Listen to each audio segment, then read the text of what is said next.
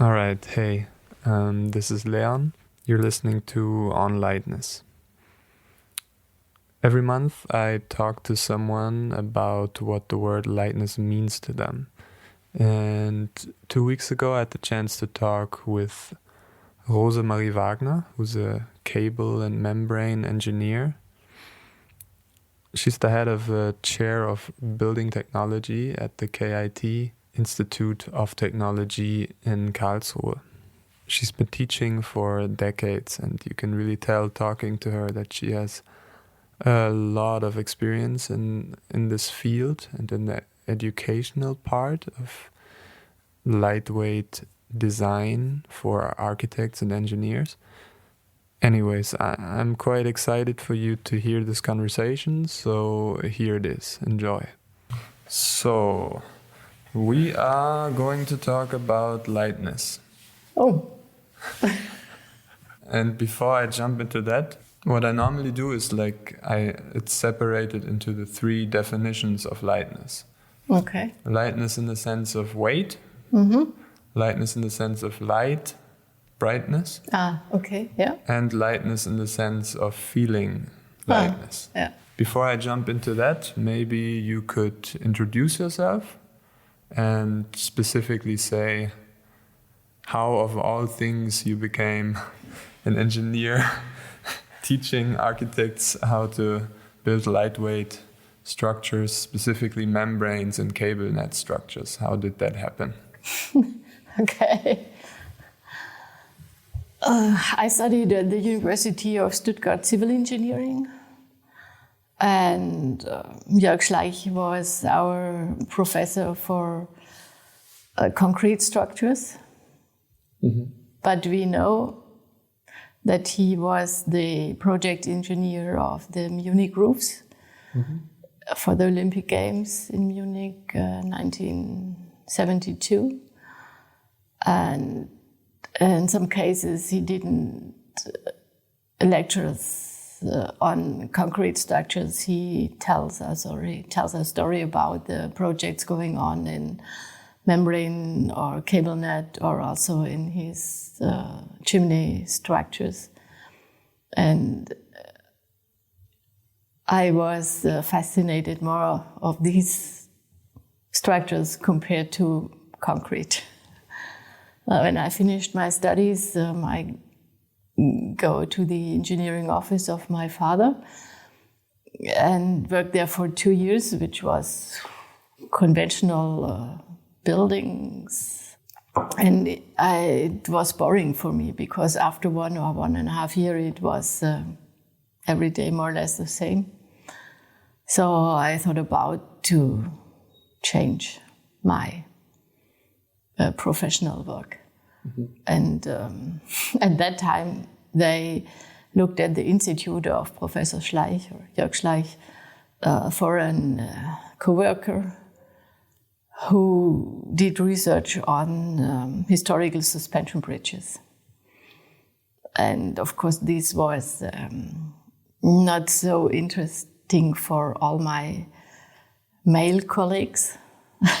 And because I like history, and I also like to have history as the possibility to learn from the past.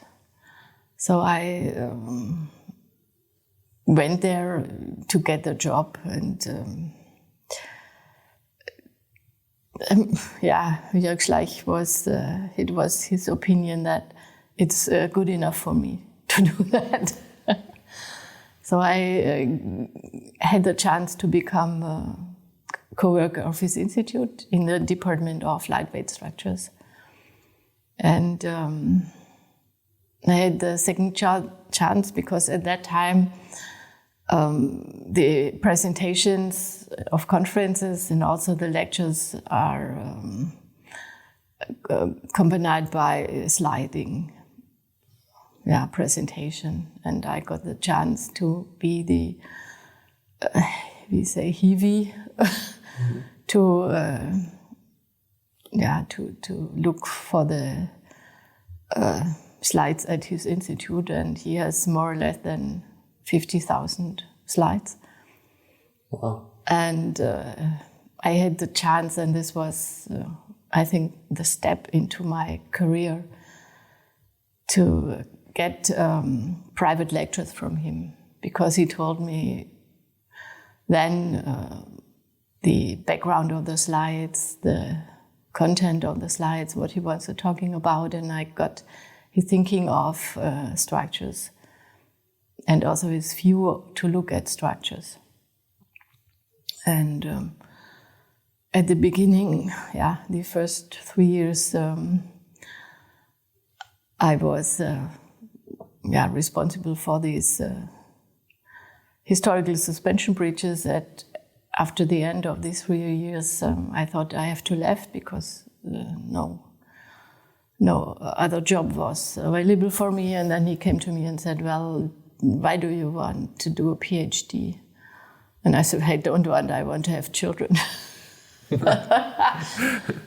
said, well, I'm thinking as an engineer, so I can do that. And okay, so I write a proposal, we get the grant, and I finally did my PhD under his supervision. Mm-hmm. And after that, I didn't know again what to do. Mm-hmm. What was the PhD about? PhD topic was, of course, his favorite topic. It was the combination of cable nets and concrete. So my PhD was the structural behavior of suspended beams. And if you drive the Autobahn around Stuttgart, you will find a lot of bridges based on my PhD work. Different types of bridges. Yeah, they came from his office, but the basic was my PhD. Mm-hmm. I had the chance again because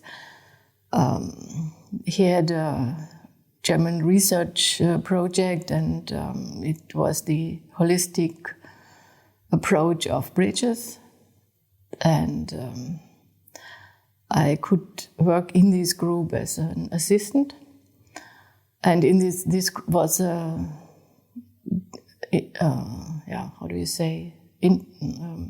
group of different institutes. Mm-hmm. And there was one institute involved of the Air and Space faculty in Stuttgart. And this colleague at that time, they built the first solar-powered airship. And they needed a hangar for that. Okay. And I was fascinated from this idea, and so we built. I was then involved in the students group to build a hangar for an airship which didn't stand on the air; it hangs on the air, because the hangar itself was a helium-filled structure. Oh wow! I would like to see that. I can show you some pictures if you want. But the idea was that it should work for summertime. And we didn't have many money. We just have to build it very cheap. And we did that. And we used a kind of a foil which gets broken after 3 months, because it didn't have any sun protection. It was destroyed by a thunderstorm. And I don't know, they didn't tell me, but I got a call from a company close to Stuttgart to work for them on pneumatic structures. This was the Festo? Festo. Mm-hmm. So everybody says to me, well, yeah, go there. It's a good chance. Go there. Okay, so I went to Festo and was responsible for the design, the manufacturing, the supervising of the construction on site, more or less for everything, to build this Festo building. And when it was finished, we should be responsible for the design of the roof of the new building. But at that time, I got a phone call from a colleague I knew from the architectural faculty in Stuttgart. He was professor in Munich, and he asked me I should offer my they are looking for a structural engineer for structural design, and okay, I said it's just fun. And I knew my competitions. And I said, well, I didn't have any chance. Yeah, but I don't know. They said, well, we want to have you. And so I went to Munich, to the Fachhochschule, to teach the students in structural design, starting from the first semester to the last semester. And my experience on these two buildings, the hangar for the airship and also the Festo building, where they start to introduce the lightweight structures to students and to go also in research in this topic, because during the projects I found that there are a lot of things which were uncertain or not known. And the advantage of lightweight structures in teaching is that the students get a feeling of forces, get a feeling of deformations, and it's very cheap. And it's reusable. So if you build the models models are reducible. No, you can make with them these models in one semester, and then you can destroy them, and you have the materials for the next semester. So this, is. That's how you got into teaching. That's how I got into teaching of this field of structures. And you liked it, I guess. Yes, of course. Otherwise, I wouldn't.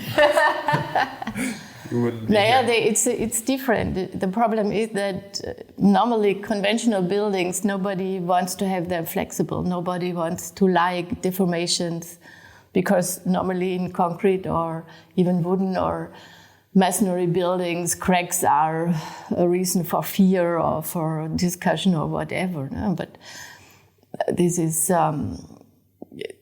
in lightweight structures, you have the deformations and you live with the deformations, and you have to understand the reaction between deformation and internal stresses, external loading, and yes, right, yeah.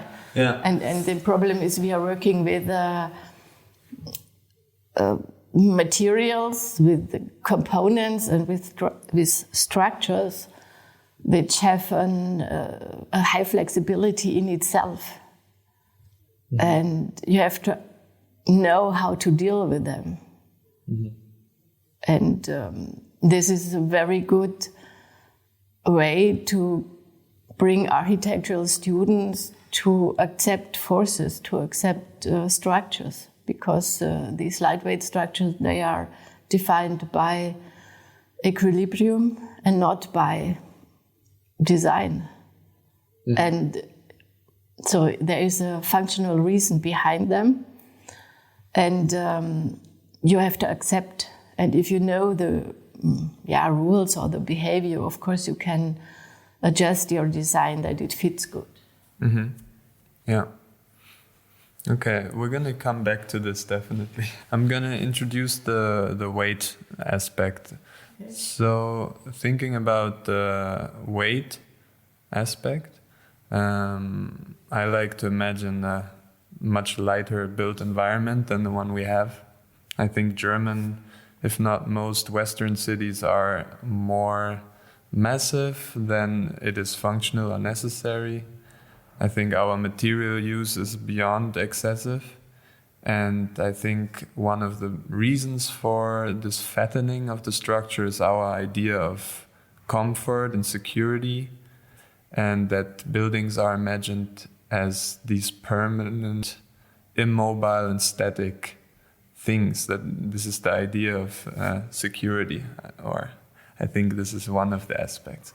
These buildings are an extreme antithesis of the intricate and mobile nomadic structures that humans used to live with, if you think about the nomadic tent. So my first question would be, why do you think membrane and cable structures should be more mainstream, or what do you think makes them so scary? It's you have to, if you look at the architectural study in the universities, it is based on the shape. It is based on design. It's based on function, and the aspects of structure, the aspects of material behavior is more or less in the background.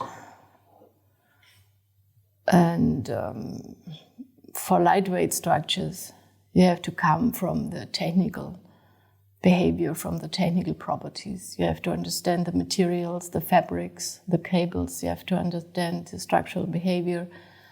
So the way to step into these lightweight structures is the opposite of working or designing conventional buildings. And the next, there's it's a history, of course, because more or less every city or more or less every architect teaching at the university maybe 20, 30 years ago had experience on membrane structures or lightweight structures, because Frei Otto was in everybody's mind, so there are a lot of copies, or there had been a lot of copies, and most of them failed. Of course, because of the lack of knowledge, the lack of experience, and Frei Otto spread his knowledge very special. And for example, here in Karlsruhe, they didn't want to have membrane structures here in Karlsruhe because they had one in the 70s, mostly for bus stops, and they had been destroyed. And then they said, never. And this happened in many cities. Mm-hmm. And also for most of the colleagues still now, these kind of structures are no architectural structures. Mm-hmm. Therefore, there is only a few who are knowing to design or are knowing to work with them or are able to build with them. And the next, of course, is the whole building physics, in which are forcing our buildings today. It's pretty hard till now to build lightweight structures who are still looking light and fulfill all these building physics requirements. Mm-hmm. So the next is that that's what we are started here in Karlsruhe to teach is the feeling of the space, the inner space. Mm-hmm. Because our students, they learn to deal with flat van. You have a wall, you have a ceiling, it's all cubic. Mm-hmm. So there is a different way to view at buildings. If you suddenly have a curved, free-shaped inner side, which doesn't separate between wall and ceiling, you get irritated. We go to buildings, lightweight buildings, let the students go in and ask them for their feeling, ask them for their impression. And the first half hour, they just say nothing because they didn't know what to say. So it is, this is right, you have, it has to be somehow in your mind and then you can work with. But if it's not in your mind, it's out of your focus and you couldn't work with it. Mm-hmm. And the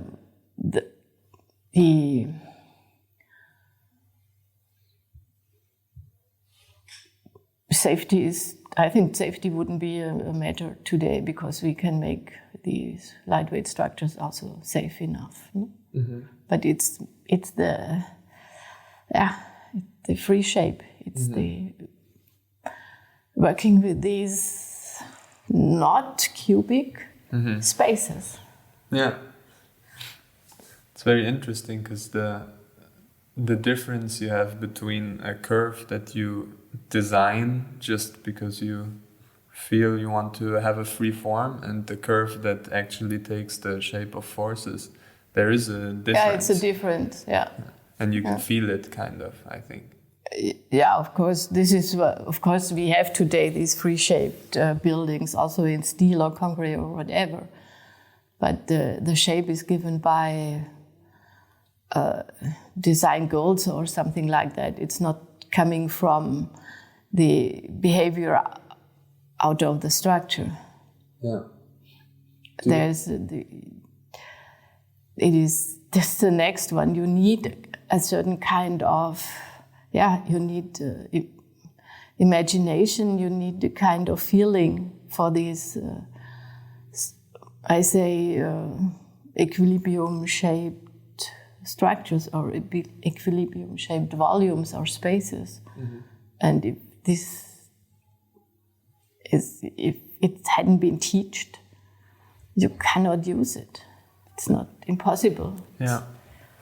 Do you think if architecture and engineering would early on be combined in the studies, there would be maybe a difference? It's a discussion since I don't know. Yeah,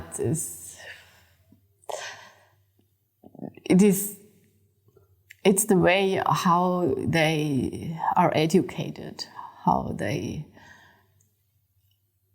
are, how they have a common basic on which they can communicate. And I like to tell the story because Mr. Ummenhofer, he's a professor of steel structures here in Karlsruhe.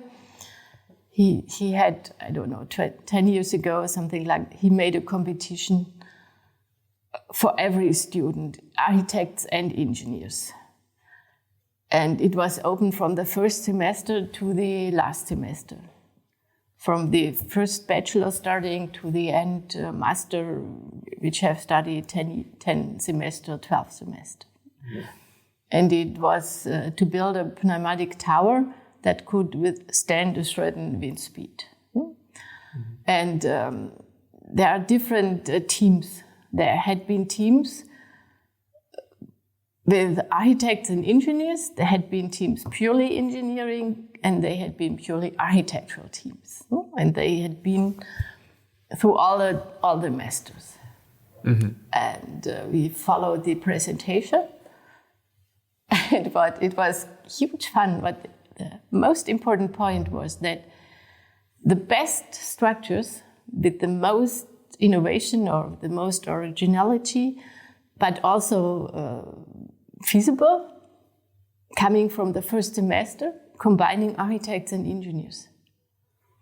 And this one who withstand the highest wind load, but the boring structure come from the structural engineers of the last semester. And the one who couldn't withstand any wind load comes from the architectural group without engineers from the last semester. So the capability to work with this type of structures is in ourselves, and it's independent of it's an architectural or an engineering student. Mm-hmm. And they, during their study, they get a certain focus. And for the architects, it's fancy but doesn't work, and the engineers works, but it's boring. Mm. So the question is, how can we open the possibility the students have at the first semester to collaborate during all the semesters, that it doesn't go to a gap, it goes into one direction. Mm-hmm. And this is, I think it's maybe related to the focus on the colleagues or how the teaching is organized, because now, of course, it's very strongly organized. So they get they go on a track, and the track of the architectural students and the engineering students go in opposite directions. Yeah.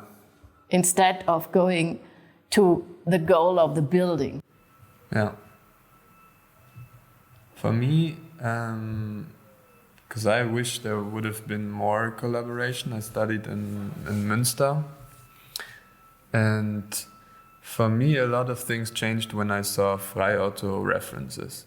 I think because I went into that world in the third semester, and then at some point I had one graphic structure lesson that also completely changed my way of seeing forces a bit, and then I just went fully in that direction ever since. But yeah, I wonder if like, because if I think about my architecture studies, it was so cubic.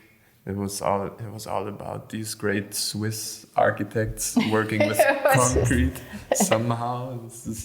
So once I started to get into this lightweight territory, I felt a bit alien. Yeah, but that's very interesting with the competition, I think. It's also, we all know that the more we learn about something, the more it also takes our freedom to unsee it or to think freely again, right? So that kind of makes sense. Okay, what do you think are cases where it is almost impossible to replace a massive structure with a lighter one? Yeah. Functionally. Not. Yeah.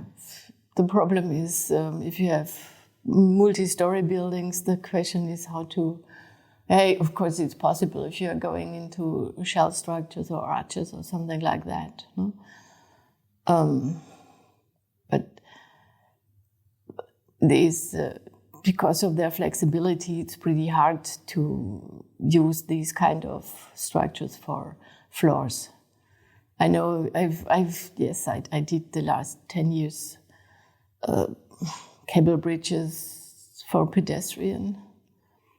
And I know how hard it is to fulfill the constraint of the inclination, and also to reduce the forces, to reduce the anchoring construction. So I think this is one of the reasons. You can use, of course, if you have something like a skeleton structure, you can adjust any kind of textile for the facade, for example, or for the roof. Mm-hmm. What about thermal mass? It's not necessary. This is no. If you combine, this is the next. If you have, for example, multihalle, no? It's a typical example. You have a roof, very lightweight in relation to the span. And you have in these, underneath these lightweight structures, you have a concrete structure, for example. So you have you have enough mass. Mm-hmm. It's only the way of how to combine the requirements of usability. This means we need a floor to walk on. Maybe we need some walls for acoustic purposes or whatever. And this one we can use for collecting thermal energy and to have a thermal mass. You don't have to put it into the roof in a light roof. I know there are some examples, and they try to make these roofs looking like lightweight, and underneath there are 10 centimeter distance fabric filled with sand for acoustic purposes, and they had problems with the condensation. So you have to think, if you put it in the roof, you have to think how to deal not only with acoustic, not only with the thermal behavior, you have also the humidity. Mm-hmm. And you can, of course, there are examples to make not to use massive for acoustic, just to use different layers of fabric and chambers to reduce the acoustic behavior. And thermal behavior, it's always a question. Translucent thermal isolation, and these are all attempts. And there are all some buildings around, but they can be used more, but they are not used more. Mm-hmm. So in a way, having a certain material or structural system for each function might be a better solution than having this massive structure that's supposed to be the solution to all the problems at once, right? Of course, you started with the question of weight. You can also make a concrete structure light. It's the way how you working with this concrete structure. But even and the most the material with the highest weight is steel. So you can make light structures with steel. You can also make what's happened in the field of membrane structures, very massive steel structures, just to substitute a metal sheet by a membrane. Mm. It's the way how to deal with this. Mm-hmm. Yeah, I see.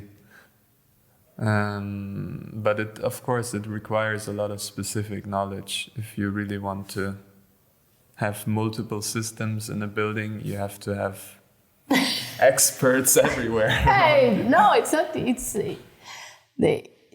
there's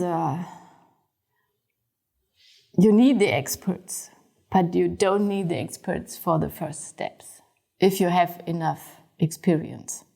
Mm-hmm. That makes sense. What you need is, of course, you have to. I'm always saying it's like how do you say, with the balls, playing with the balls. No, you have different balls and you have to know how to throw them into the air and to catch it in the other side so it goes around and juggling. Yeah. Mm-hmm. Yes, it's like juggling. No? Mm-hmm. And if you know which direction you go and how the balls are arranged, you can ask the experts for the detailing information, but not earlier. Yeah. And this is, I think, this is what we have to, or I'm always saying it's also like a puzzle. You have a puzzle with different pieces. Pieces are material, pieces are thermal, acoustic pieces are building physics, pieces are structure, pieces are shapes, pieces are spaces, pieces light, and you have to bring them together. So you need and you have to develop a picture out of them. Yeah. You have to have tools how to bring them to a picture. And this you have to be taught. Otherwise, it's impossible. Yeah. But if you aren't taught in this, how to deal with it, it's not possible. Yeah, I see. And today, the architects are only playing with one ball. Yeah. So then what do you Do you have certain projects in mind where a lot of balls were juggled perfectly, or do you have reference projects in mind where this actually happened, or where you feel like? Hey, of course I have my favorites. So what is it? There's a very old one, a very, very old one. Yeah. It's the, how do you say, the cage of the Pfaueninsel, Berlin. Mm-hmm. And it's a cable net structure, or maybe a, how do you say, fence structure? Like an aviary, I think An it's aviary, yeah. Yes. This is one of it. And the next one, of course, it's what I said before, it's a concrete structure. It's the Dulles Airport in Washington. Okay. And I like the Lovara roof from Renzo Piano. It's also the suspension roof. It's like that one. Uh-huh. Then I like very much the St. Lukas Church in Bremen. It's the first cable net structure in Germany before. Yeah. Okay. Yeah, because there's a story about it because I didn't remember the name of the architect. He asked Frei Otto to help him. And Frei Otto wants a lot of money, and then the architect said, and also the church, they said they couldn't pay him. So they asked the structural engineer for a cable manufacturing company who did cable manufacturing for ships. Mm. Okay. So they built that church without Frei Otto. Therefore, it's just one paragraph in one of his books mentioned. It was finished 1946, and it is like the Raleigh Arena, but they have also the cable net on the walls. No. And the whole structure is made of wood and cable net. And it's in the inner side,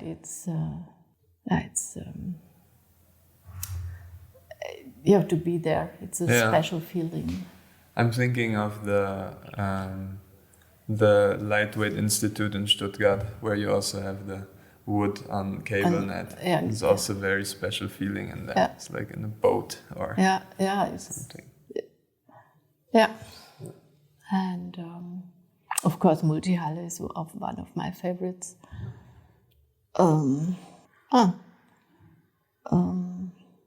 But it's also it's an amazing structure. This is the Smilerwerk in Düsseldorf. No? It's the old railway reparation center. Okay. It has but it's one of these. How do you say? It fits together everything. No? It's a inflated cushion, also ETFE cushion roof, and it's a storage for historical cars. Mm-hmm. And they try to keep the old structure as much as possible. And they added, of course, for the function a few of new, but they are very well combined. Mm-hmm. So this is... Okay. Then I have new places to visit. Yeah. That sounds good. Of course, and I like the Europahalle. Yeah. Yeah. Have you met Frei Otto? Of course, yeah. Yeah. There's also, I'm telling old stories. Because I feel like I read so much about Frei Otto, but I have no idea how he was as a person, you know? I think that's I don't know, but they don't like each other after Munich, Frei Otto and Jörg Schleich, but they had more or less a similar, maybe I say behavior or something like that, or a similar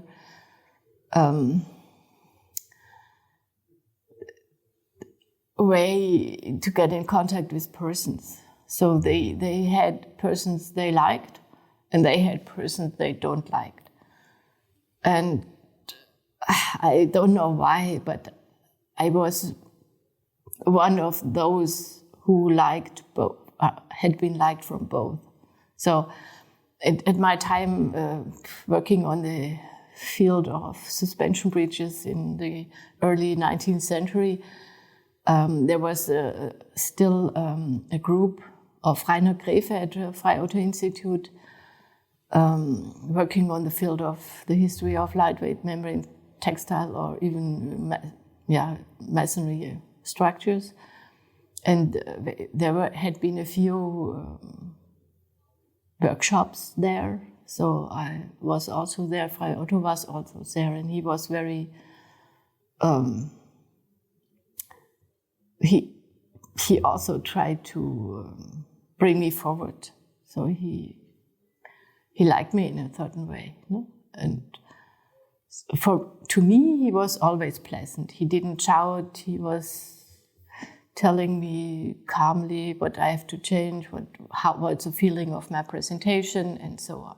So I know from others that he could also be very strong and shouting, and the same to Mr. Schleich. So I don't know, maybe it was because I was one of the few female around the men that could help me. I don't know. Mm-hmm. So, and when I was in Munich, there was the exhibition made from the Munich University and also from the Architectural History Museum, Nerdinger.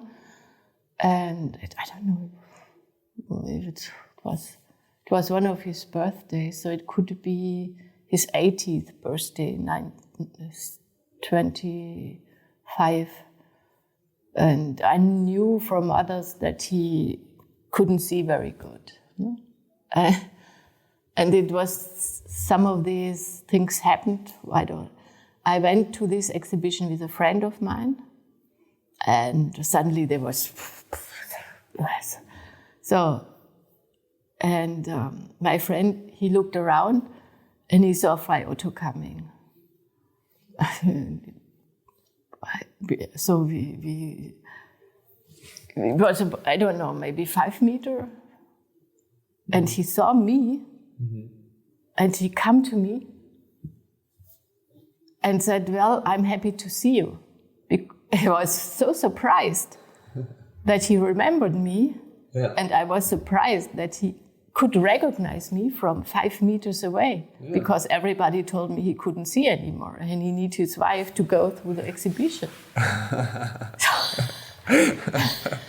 That's a good sign. Yeah. Maybe something stuck with him. Yeah. Yeah. Okay, that's nice. I'm going to switch to the light topic. Yeah. Much like gravity, light is a force, an electromagnetic one. And while it projects brightness depending on its receiving medium, the force itself is often invisible. And to me, embracing light and playing with it is similar to embracing gravity by engineering with the force flow. So it is a way of visualizing the forces at play, and with that comes this maybe a fragile beauty.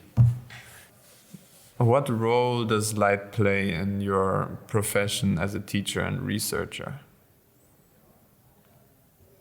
You mean the light itself, or? I'm no architect. I guess sunlight, if you think about... Light is topic of architects. It's not a topic of engineers. Yeah? Yeah, no. What about beauty? This is... the question is, which kind of beauty? And I had learned that as a teacher, I have to left in my students a kind of track. And for me, beauty is more or less the same. So if I get into a building, or I get, for example, the best toilets I had ever been, and this is everybody telling. These are the toilets in the UNESCO Center in Berlin, because they are more or less a living room or a salon. Interesting. I never heard of that. You have to know it. Okay. I think you are not able to go into it as a normal person, but we had the chance to go to have a guided tour through the building, so we had also the possibility to use the laboratory rooms. Nice. No, it is I think beauty. It's not the first impression. Beauty is also if you go into a building or if you see how is the feeling, how is the atmosphere, how is the lightness, and you go out and you remember 10 years ago with a good feeling. Yeah. Then it's a kind of beauty. Yeah, it's not plannable. It's not you have to feel it, and it leaves a track in your body somehow. Mm-hmm. Do you have a particular moment of beauty or memory of beauty when it comes to light in your memory? Like a certain light atmosphere? Oh, a good question. Yeah, there are a few. I think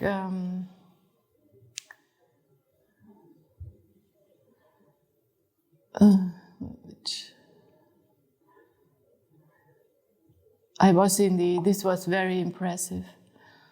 I was in the library of the MIT with this marble facade.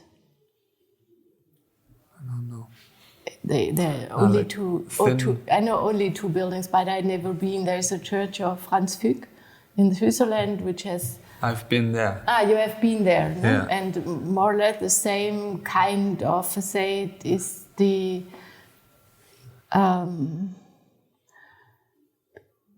Is made for the library of the MIT, and this was. But I think, and also I liked very much. This is also one of my favorites. It's it's the library made by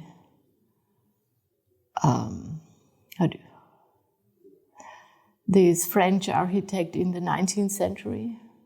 He did two, and the one, I don't know, it's the atmosphere. It's the library with the steel structure and the light in the library, and how is the light coming in? How is it distributed? It gives library a volume. Mm-hmm. And what I also liked, of course, very much is sun goes down, Sonnenuntergang? Sundown? Sunset? Standing on the tribune, mm-hmm. in Munich. Uh-huh. Because you have the different colors of light underneath the roof and of the sky itself. Oh. And it's fascinating. Yeah. It's a dream. Yeah. So it's all moments where light is kind of presented in a different way. In a certain way, and it's important that light gives the interior or gives the structure an additional value. Mm-hmm. Interesting.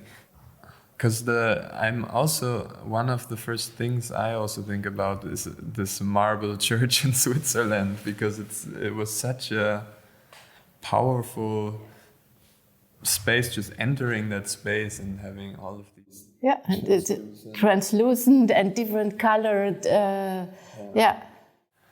But then I also think membranes have a special light property because they are also translucent, and if you just think that's a problem of our membrane structures, no? If you have only single layer membrane, more or less, no?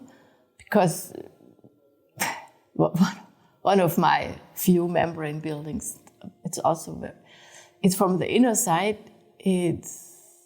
It's really good, and it has a lot of errors, but the owners, they like it. because the inner space, we use the mostly transparent membrane we get at that time, and so you have every season, every hour at the day, you have a different view to the outside.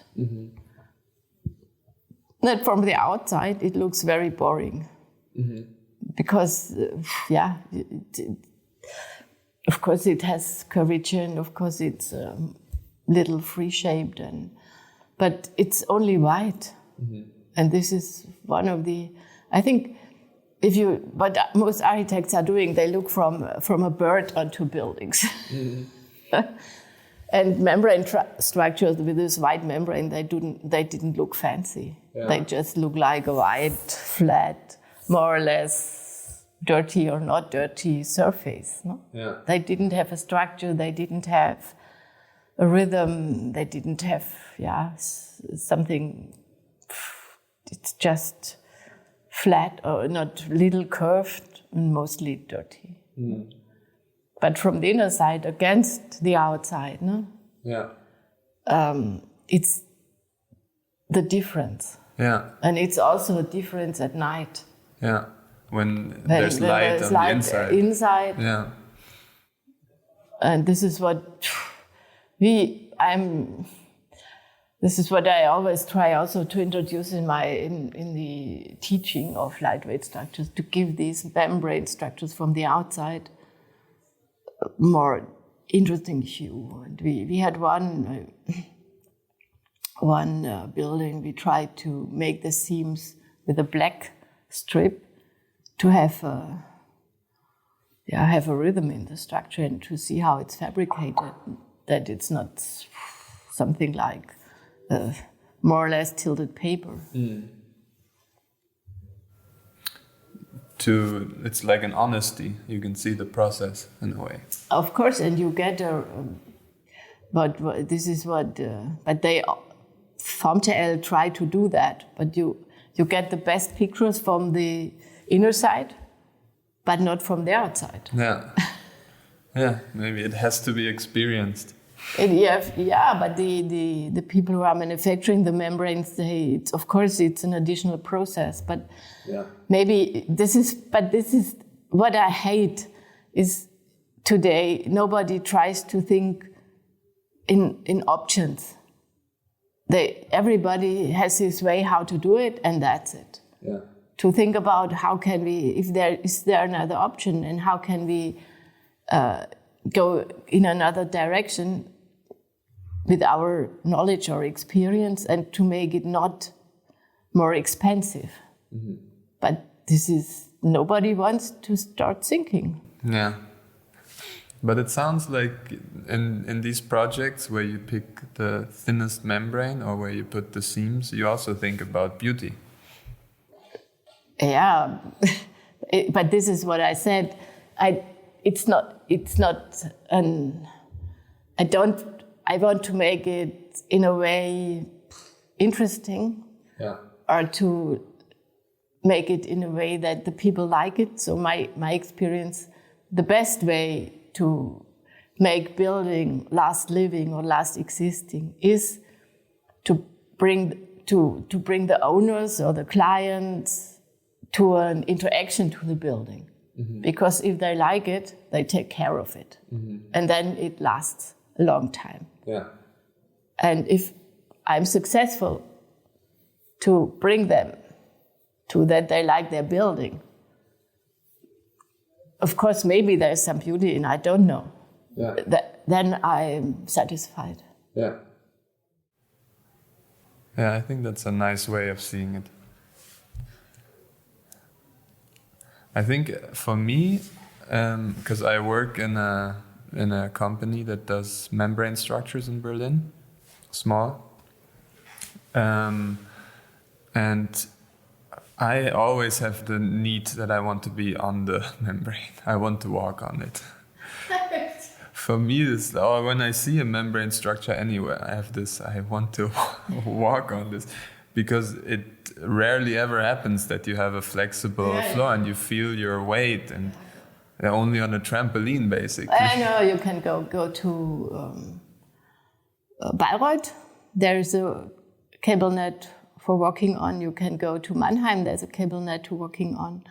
Yeah. You can go to Schwäbisch Gmünd. There's a cable net, and then you have the feeling. Okay. Yeah, I went to the artwork of Saraceno in Düsseldorf. Okay. That was pretty amazing. There I got I know I did the cutting pattern. Yeah? Yeah. Oh, wow. Okay, let's switch gears. Let's talk about the feeling. I guess we already did it, but why not more? Feeling lightness can be many things, and it is a very personal and individual experience for each one of us. It can be a physical, emotional, or mental nature, the feeling, but it usually carries a positive connotation, I would say. What are moments of lightness for you? This I already told. If the clients are happy, Yeah. and this is if they take the lightweight building from me, if the responsibility is taken over, and not by saying you have to take care, Yeah. just by that they accept it, that they have a certain feeling, and it comes out of themselves. Mm-hmm. And these are the moments I like the most. Mm-hmm. Because this is then I know that I did my work good. Okay. And of course I like it's kind of feeling if my students say at the end of the seminar that they learned in the seminar things, and they like how we did the teaching. Mm-hmm. So these are also, especially in membrane or lightweight structures, cable nets, and mm-hmm. these are also moments of lightness in me. Mm-hmm. And of course, if I have the chance to see to get into a building or to stand on the tribune in Munich to see the sundown. So, yeah. Mm-hmm. And it's this is what's very pity in our world today is we are very focused on a linear way, and we didn't also learn to respect our feelings, or we didn't learn to let them make some vibration in you, in ourselves. No? And I had the chance to learn it somehow through my, profession or education. Also, this is what it's related, because we couldn't separate brain and feeling, but it's today the way to separate them. And with brain alone, you couldn't be satisfied in yourself.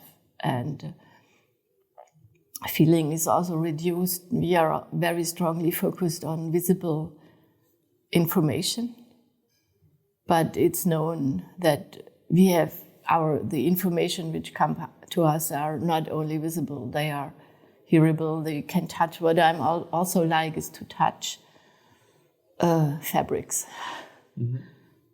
As I like velvet, touching it, or this or also silk. The silk wardrobes in, for example, in the castle of Ludwigsburg, you are allowed to touch it, but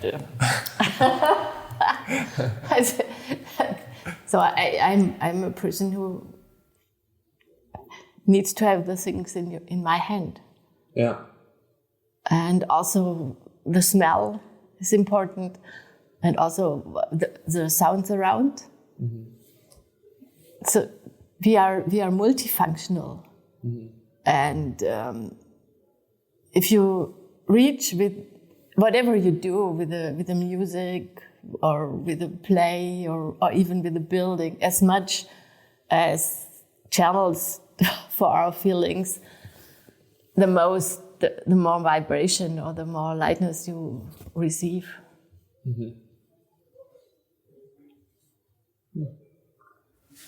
That's beautiful. I don't know. It's my personal opinion. Yeah. Well, that's what we have. Okay, I think my last question would be about moments where you felt like this is significant, I'm on the right track, or if there was some moment, it feels like when you met Schleich or when you worked first, there was some kind of trigger moment where things changed, or maybe you have other moments in mind where you felt like this is where I belong, or this is significant.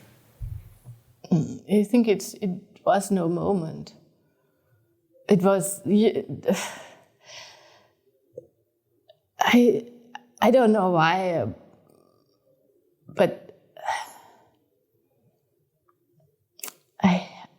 during my whole life, I had the chance to be, I didn't have any fear. So I jumped several times into cold water. But with a belief, I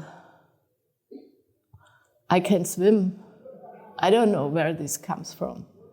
And I'm not scary. I just do it if I think if the Festo building, they told me the whole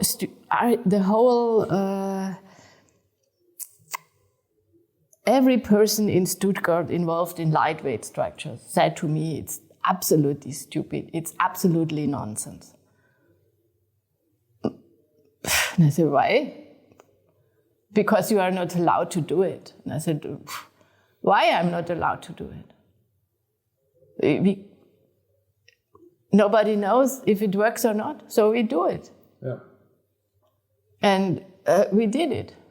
And because of the Stuttgart group, the whole Stuttgart group, they did the only one who accepted it was Schleich.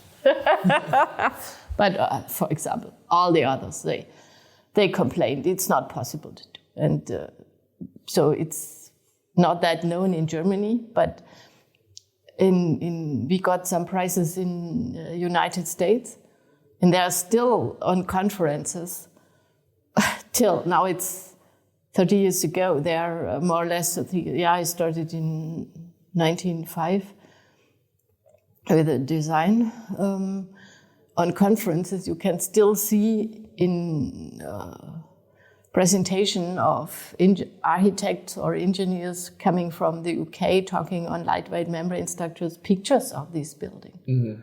And it's quite amazing this is also a kind of very strange feeling. They are talking about that building and they didn't know anything about it. And the person who knows everything about the building is sitting in the auditorium. Yeah, it must feel hard to look at. I can understand Frei Otto because in some talks he stand up and was. Yeah. He was very loud there because he of course knew how the process building was, how it was built, and somebody else is talking about it. So he couldn't control himself. And 2 times it was also really hard not to stand up and to say, shut up, your mouse. Yeah. Yeah. But of course, how would they know the process, right? Well, they couldn't know it because... No one... Yeah, me. Yeah, you. No one else. Yeah. That's a problem in our whole... in every kind of business, in every...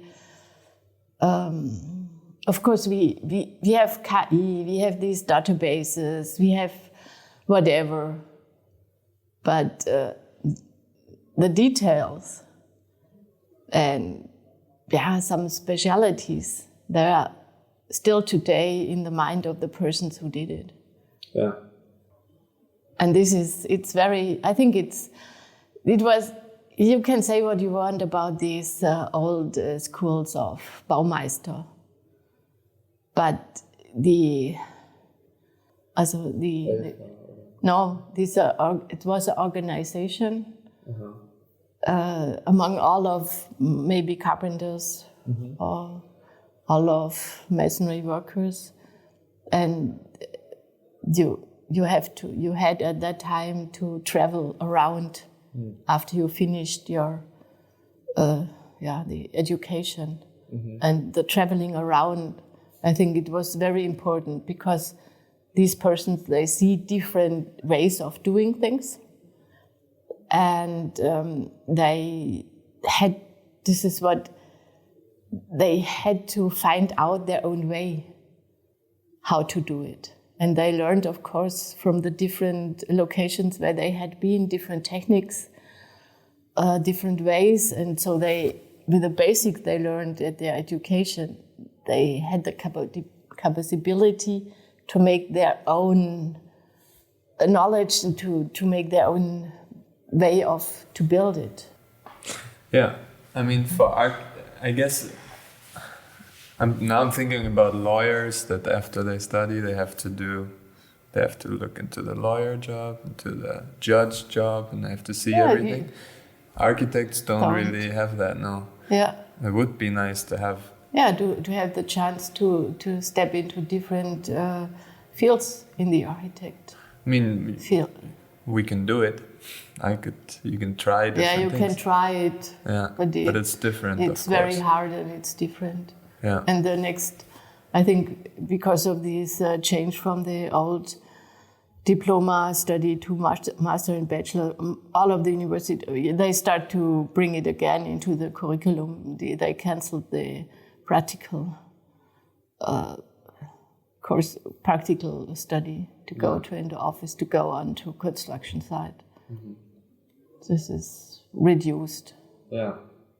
And the next is I don't know, it is a US influenced way of, you can say what you want, but you need a repetition in education or in teaching.